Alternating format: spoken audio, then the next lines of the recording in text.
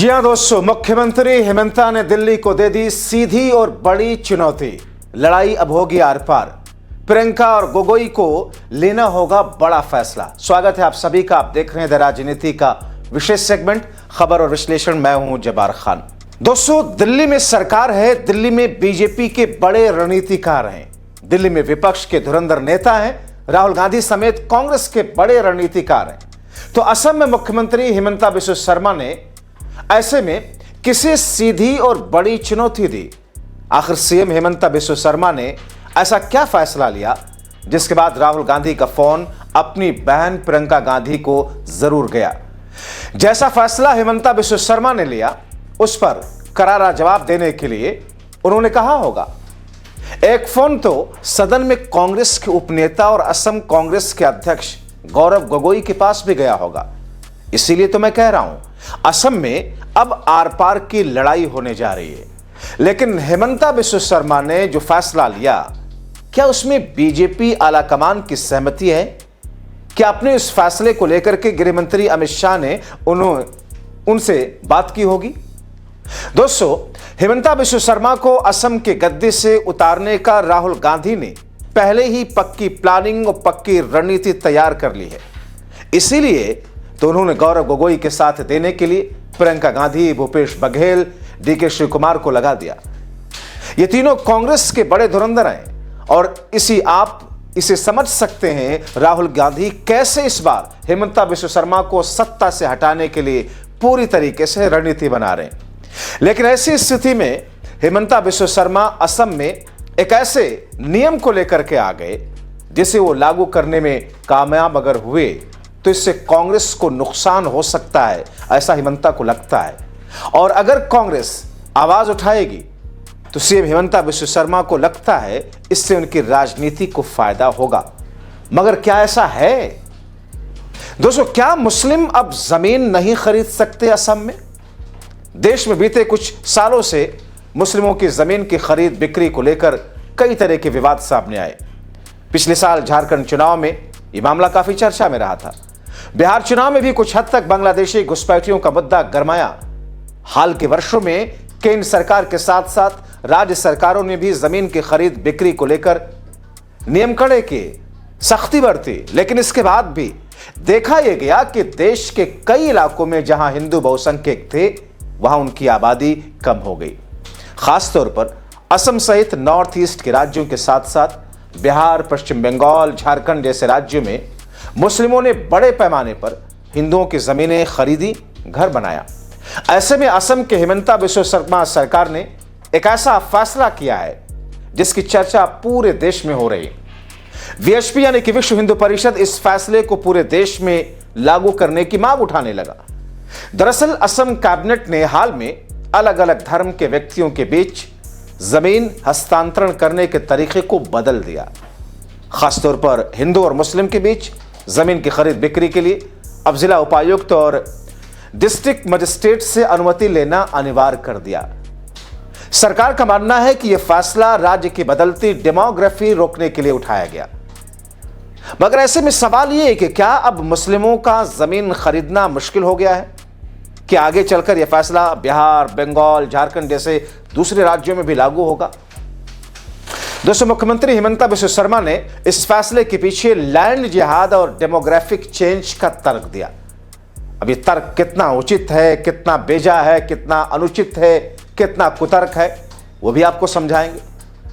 मगर लैंड जिहाद और डेमोग्राफिक चेंज, सरकार का कहना है कि असम के कई जिलों में हिंदुओं की जमीन तेजी से दूसरे समुदाय के हाथों में जा रही है। कई मामलों में आरोप लगे कि डराकर, धमकाकर, आर्थिक मजबूरी का फायदा उठाकर औने पौने दामों पर जमीनें खरीदी जा रही है। नए नियमों के मुताबिक अगर कोई हिंदू अपनी जमीन किसी मुस्लिम को या कोई मुस्लिम अपनी जमीन किसी हिंदू को बेचना चाहता है तो उसे पहले जिला प्रशासन को आवेदन देना होगा। जिला उपायुक्त ये जांच करेगा कि क्या यह बिक्री किसी दबाव में तो नहीं की जा रही और क्या इससे उस क्षेत्र के सामाजिक संतुलन पर कोई नकारात्मक प्रभाव तो नहीं पड़ेगा। तो दोस्तों, नया नियम अंतरधार्मिक भूमि हस्तांतरण के लिए डीसी की अनुमति अनिवार्य होगी। मकसद बताया जा रहा है स्थानीय लोगों की जमीन को सुरक्षित करना, लैंड जिहाद रोकना। जांच प्रक्रिया का डर दिखाया जा रहा है, जिसमें डीसी ये देखेंगे कि बिक्री स्वैच्छिक यानी कि इच्छा से, अपनी मर्जी से या फिर जबरन की गई। इलाके में के अंदर इलाका भी तय कर लिया गया, मुख्य रूप से निचले असम के मुस्लिम बहुल और सीमावर्ती जिले। दोस्तों, असम की भौगोलिक स्थिति ऐसी है कि उसकी एक लंबी सीमा बांग्लादेश से लगती है। दशकों से आरोप लगते रहे कि बांग्लादेश से अवैध रूप से आए लोग असम के सीमावर्ती जिलों में बस चुके हैं। 1971 के बाद से असम के कई जिलों, जैसे कि आप देखें असम के जिलों में धुबरी, गोलपारा, बारपेटा, नगांव में जनसंख्या का अनुपात बुरी तरीके से पूरी तरह बदला है। अब मुख्यमंत्री क्या कहते हैं? मुख्यमंत्री का कहना है कि अगर जमीन इसी तरह बिकती रही तो एक दिन स्वदेशी लोग अपनी ही जमीन पर अल्पसंख्यक हो जाएंगे। यह कानून विशेष रूप से उन इलाकों के लिए सुरक्षा कवच माना जा रहा है जहां स्वदेशी आबादी कम हो रही है। दोस्तों, असम सरकार ने स्पष्ट किया है कि यह केवल एक प्रशासनिक प्रक्रिया है ताकि जमीन के अधिकारों का दुरुपयोग ना हो। यह हम कैसे मान लें जब हिमंता बिस्वा शर्मा साफ कहते हैं मुझे तो मुस्लिमों का वोट चाहिए ही नहीं। दोस्तों, असम के इस फैसले का असर पूरे पूर्वोत्तर भारत पर पड़ना तय है। अब देखिए, मेघालय, मिजोरम, अरुणाचल प्रदेश जैसे राज्य में पहले से ही जमीन की सुरक्षा को लेकर कड़े कानून है। जैसे इनर लाइन परमिट और छठी अनुसूची, वहां गैर आदिवासी लोग जमीन नहीं खरीद सकते। अब असम के इस कदम के बाद त्रिपुरा में, मणिपुर जैसे राज्य में भी इस तरह की मांग उठने लगी है। मतलब हिमंता बिस्वा शर्मा के इस फैसले से पूर्व उत्तर के अन्य राज्यों में कुछ इसी तरीके से मांग उठेगी। अब दोस्तों, कांग्रेस और यूआईयूडीएफ जैसे दलों ने इसे असंवैधानिक और सांप्रदायिक करार दिया। विपक्ष का कहना है कि यह मौलिक अधिकारों का उल्लंघन है, क्योंकि कोई भी नागरिक अपनी संपत्ति किसे बेचे उसका निजी फैसला खुद का होता है। लेकिन सरकार क्या कर रही है? अपना फैसला उन पर थोप रही है। थोप तो रही है। अंधभक्तों का कहना है कि असमिया पहचान को बचाने के लिए एक कड़वी लेकिन जरूरी दवा है। दरअसल दोस्तों, असम सरकार केवल जमीन के कानून तक ही सीमित नहीं है। उसकी रणनीति, उसके फैसले, ये तो महज एक बेस बना करके इसे अपनी चीजों को लागू करने की कोशिश कर रही है।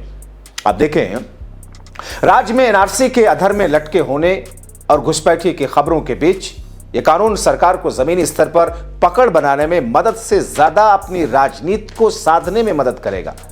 यह कानून असम के जरिए देश में एक विवाद को पैदा करेगा, जिसके तहत भक्त देश भर में उत्पात मचाएंगे। अब दोस्तों, आप देखिए यह कितनी जहरीली और नफरती मानसिकता है कि अगर किसी मुसलमान को कोई जमीन खरीदनी है और वो जमीन अगर किसी मुस्लिम की नहीं है, यानी कि अंतर धार्मिक लोगों से अगर दो लोगों के बीच में जमीन के खरीद फरोख्त हो रहा है, तो फिर पहले आप इजाजत लीजिए किससे? डिस्ट्रिक्ट मजिस्ट्रेट से। दोस्तों, दरअसल एक ऐसी सोची समझी साजिश है जो धीरे धीरे राज्य स्तर पर पहले लागू करने की कोशिश की जा रही है। आप उठा करके देख लीजिए, एक वक्त में उत्तराखंड, जहां पर इस तौर पर इस अंदाज में हिंदू मुस्लिम की वो लकीर नहीं खींची गई थी, जो कि अब मोटी से दर मोटी होती चली गई। आप देख लीजिए, वहां पर कई सारे ऐसे कानून आए जो सीधे सीधे ये दर्शाते हैं कि अल्पसंख्यकों को टारगेट करने के मकसद से ही उसे लाया गया है। क्योंकि दोस्तों, उत्तर प्रदेश में अगर भारतीय जनता पार्टी का एक नेता यह कहता है कि साहब, जो मुस्लिमों की डेमोग्राफी देश के अंदर है, जो मुस्लिमों की का पॉपुलेशन है और जिस तरीके से उनका वर्चस्व हो रहा है, उस पर अंकुश लगाने की जरूरत है। क्योंकि इनके पास तो दुनिया के अंदर 55-60 देश हैं, हिंदुओं के पास कहां है? सिर्फ भारत को छोड़ करके। इसलिए वोटिंग से भी इनका राइट जो है, इनका अधिकार है, वो भी छीना जाना चाहिए। मतदाता लिस्ट से इनके नाम को काटा जाना चाहिए। अब अगर खुल करके इस किस्म की बातें कोई करने लग जाए, वो सीधे सीधे देशद्रोह के दायरे में आता है। एनएसए के एक्ट को उसके ऊपर लगाया जाना चाहिए। लेकिन इन तमाम चीजों से भारतीय जनता पार्टी की सरकार, पुलिस, प्रशासन, सबकी निगाहें दूसरी तरफ रहती हैं। असम के अंदर दरअसल जिस तौर पर भारतीय जनता पार्टी की सियासी जमीन हिलती डुलती नजर आ रही है, मुख्यमंत्री हिमंता बिस्वा शर्मा को जिस अंदाज में अपनी सत्ता खिसकती नजर आ रही है, खासतौर पर राहुल गांधी के सक्रिय होने और प्रियंका गांधी के साथ में एक टीम उतारने गौरव गोगोई के साथ में। ऐसे में हेमंता बिश्व शर्मा कुछ न कुछ ऐसा करके वहां पर अपने बहुसंख्यकों को, हिंदू वोटर को समेट करके एक बार फिर से सत्ता के हैट्रिक लगाना चाहती है बीजेपी। लेकिन इसके पीछे दरअसल उनकी एक मानसिकता भी है, क्योंकि हेमंता बिश्व शर्मा तभी तक हेमंता हैं जब तक वो मुस्लिम विरोधी एक्ट कदम उठाते रहेंगे, वरना वो तो आम एक बीजेपी के नेता की तरह होंगे, उस समंदर में गायब हो जाएंगे। मगर दोस्तों आप देखिए, जो एजेंडा संघ ने करीब 100 साल पहले शुरू किया और जिस एजेंडे को अनकहे तौर पर पर्दे के पीछे से भारतीय जनता पार्टी की केंद्र की सरकार पर्दे के पीछे से चुपचाप लागू करती हुई आ रही है और मौजूदा वक्त का main stream media ideological partner बन करके ये गटर मीडिया जिस अंदाज में उस पर पर्दा डालने की कोशिश करता है ताकि ये न्यू नॉर्मल दिखे, ये न्यू इंडिया दिखे। और ऐसे में बहुसंख्यकों की एक जमात ये देख करके खुश हो कि अच्छा है, पश्चिम में गुजरात, महाराष्ट्र, पूरब में असम और ऐसी दूसरी जगहों से लेकर के तमाम जगहों पर इस किस्म से मुसलमानों को, उनके रास्तों को तंग करने की जो कोशिश है वो अब सीधे तौर पर न सही इनडायरेक्ट वे में दिखाई दे रही है। यानी कि दरअसल ये एक उम्मीद जगा रहे हैं बहुसंख्यकों के उस एक उत्पात मचाने वाले तबके के अंदर कि देखिए, हमने आपके साथ खड़े होकर मुस्लिमों को टाइट करने की आपको जो उम्मीद दिलाई थी उसे पूरा कर रहे हैं। जाहिर तौर पर लोकतांत्रिक उस संवैधानिक देश के अंदर इसकी एक्सेप्टेंसी बिल्कुल नहीं हो सकती। अदालतों को इस पर संज्ञान लेना चाहिए। मगर याद है आपको ना, उत्तर प्रदेश का वो हाई कोर्ट का जस्टिस जिसने कहा था कि इस देश में बहुसंख्यकों के हिसाब से सभी को चलना होगा, उनका पहला दायित्व है, उनका पहला हक है। मगर अब तक उस जस्टिस के ऊपर क्या कार्रवाई हुई? तो जाहिर तौर पर राजनीतिक गलियारों से ये आवाजें अल्पसंख्यकों के खिलाफ नहीं उठ रही हैं, बल्कि ऐसे वो लोग जो कि अदालतों में हैं, अलग अलग एजेंसियों में हैं, कहीं ना कहीं वो भी नफरत की उस चिंगारी को अपने दिमाग में लेकर चल रहे हैं, जिसे संघ हो या मौजूदा वक्त में भारतीय जनता पार्टी की उत्पात मचाने वाले एजेंडे हों, उन तमाम चीजों को पूरा कर रहे हैं। लेकिन एक बात तो है दोस्तों कि यह देश लोकतांत्रिक था, संवैधानिक था, है और रहेगा। कोई बिश्व शर्मा किसी भी कानून से सौहार्द को तोड़ नहीं पाएगा। आप क्या सोचते हैं? अपनी राय कमेंट बॉक्स में जरूर लिखें। अभी के लिए इतना ही।